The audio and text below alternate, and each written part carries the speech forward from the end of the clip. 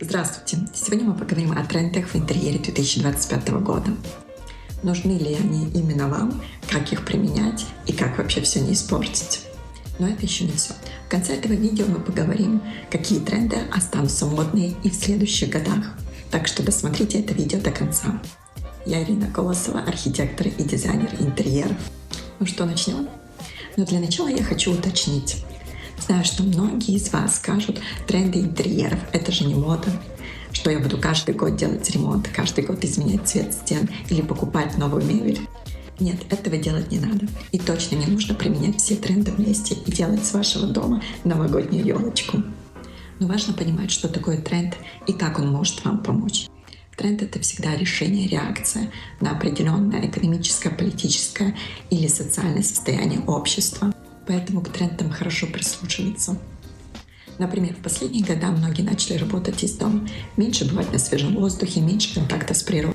И вот вам новый тренд — натуральные оттенки, природные текстуры.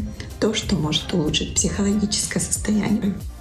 А теперь перейдем к трендам 2025 года и посмотрим, какие из них помогут вам лучше себя почувствовать в вашем доме. И первым трендом являются насыщенные палитры, которые оживляют пространство и дают энергию, но в то же время достаточно комфортные и уютные. Например, такие палитры, как шоколадно-коричневый, который является цветом года, глубокий бордовый, насыщенный зеленый, темный синий и терракотовый. Выбирайте смелые акценты или насыщенные стены. Это всегда хороший способ проявить свою индивидуальность. А теперь советы, как использовать этот тренд. Например, у вас большой дом или квартира в старом фонде. Тогда вы можете использовать один из выбранных оттенков на стенах или на потолке. Но если у вас небольшая квартира, то лучше выбрать определенный оттенок и использовать его на акцентной стене, одной стене. Или добавить некоторые детали из этого оттенка в декор. Например, плед, подушки, текстиль или картины. Второй тренд — это тактильные элементы, которые помогают почувствовать тепло и заземление в нашем быстро меняющемся мире. Натуральные элементы, такие как камень, дерево, текстиль. Крупные комнатные растения, живые стены или органические материалы. Шероховатые поверхности, мягкие ковры и текстиль. А теперь совет, кому лучше применить этот тренд. Например, если вы живете за городом, у вас есть сад или парк возле дома, в который вы часто ходите прогуляться, то не обязательно применять этот тренд. Но если вы живете в городе, и ваша прогулка заключается в том, чтобы пойти на работу и вернуться с работы, то этот тренд стоит применить для улучшения вашего самочувствия. В 2005 году гладкие стены и потолки уже не актуальны. А текстура выходит на первый план, добавляя глубину и сложность интерьера. Это может быть декоративная штукатурка, обои с объемным рисунком, также молдинги, декоративные панели. И новинка этого года — акцент на потолки. Обои декоративной конструкции превратят их в центральный элемент интерьера. Этот тренд добавляет пространству характер и индивидуальность. Ну а теперь особенности применения этого тренда. В больших домах и квартирах хорошо применять молдинги, обои с объемным рисунком, а также декоративные панели. А вот в маленьких квартирах подойдет декоративная штукатурка, а также использование обоев и декоративных панелей только на одной акцентной стене, чтобы визуально не уменьшать пространство. С акцентом на потолках нужно быть очень осторожным. Если у вас высокие потолки, он идеально подойдет, этот тренд.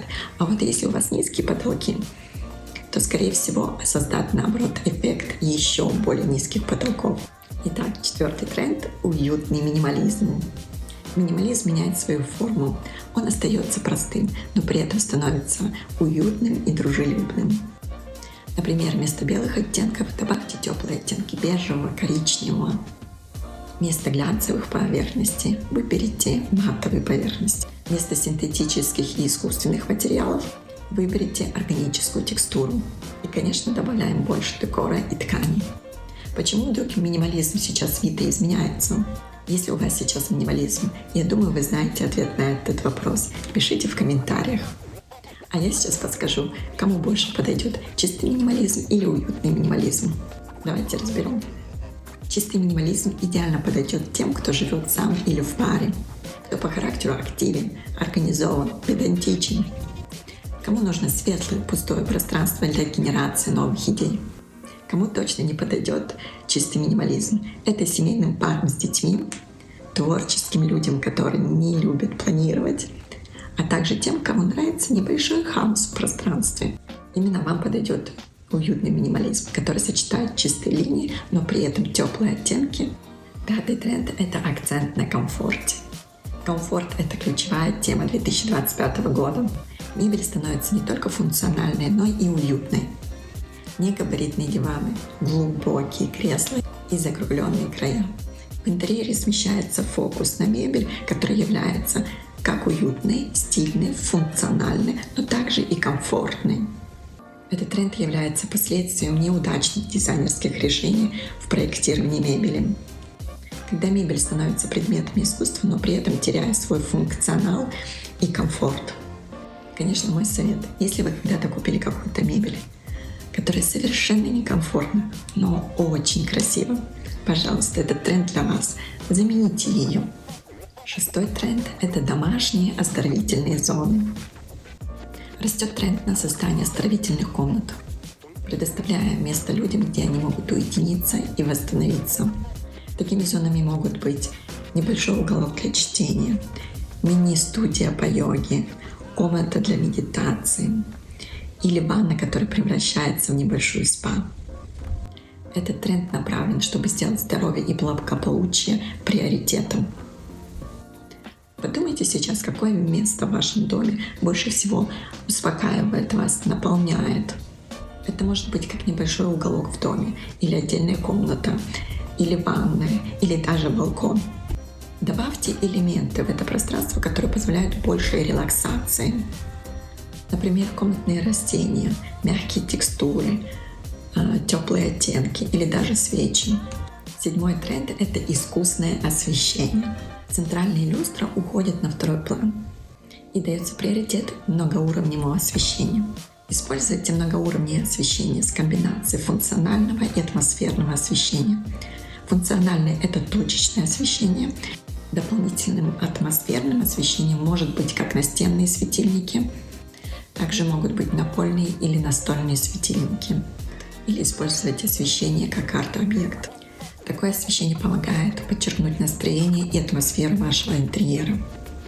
Конечно, проще всего реализовать этот тренд на этапе проектирования перед началом ремонта, подготовив схему освещения вашего дома, так как некоторые освещения требуют проведения дополнительной проводки или дополнительных точек света.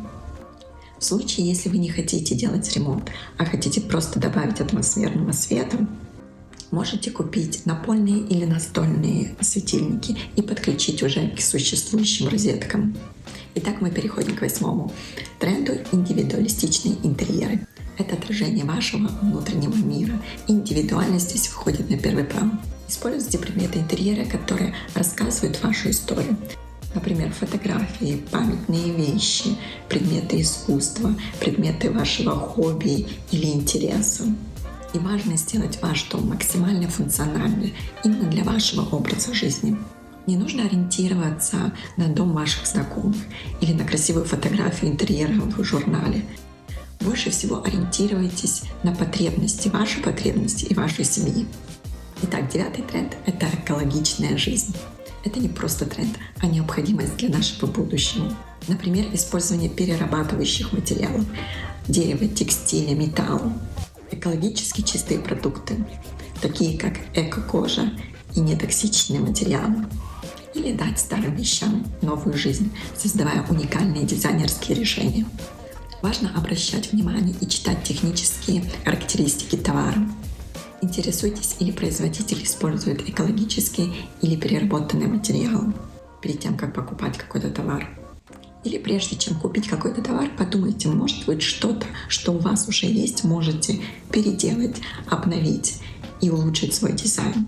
Применяя этот тренд, поможет не только вам, но и также всей планете. И, наконец-то, 10-й последний тренд — это скромные технологии. Новые технологии становятся менее заметными, делая пространство более гармоничным. Скрытые устройства, такие как скрытые динамики или беспроводные зарядные устройства, которые помогают сохранить эстетику. Также умное управление освещением или бытовой техникой. Эти технологические фишки, конечно, делают нашу жизнь удобнее и комфортнее. А теперь мы поговорим, какие тренды из 2025 года будут актуальны не один год. И первым трендом является насыщенные палитры. Второй тренд — это тактильные элементы, уютный минимализм, индивидуалистичный интерьер, экологичная жизнь.